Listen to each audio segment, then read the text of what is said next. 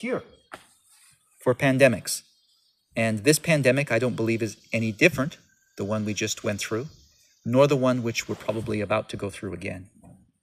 When Lord Palmerston, Premier of England, was petitioned by the Scotch clergy to appoint a day of fasting and prayer to avert the cholera, he replied, in effect, clean and disinfect your streets and houses, promote cleanliness and health among the poor, and see that they are plentifully supplied with good food and raiment,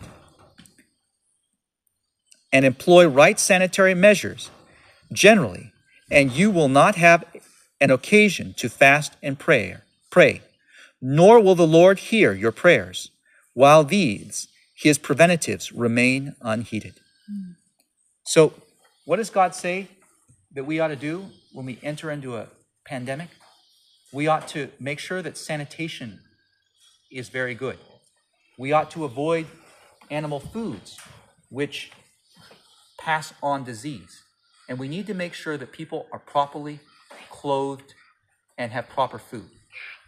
What would have been the outcome of the pandemic if the U.S. government, instead of spending its money on pharmaceuticals, had spent its money on making sure that all its citizens were properly clothed, had proper food?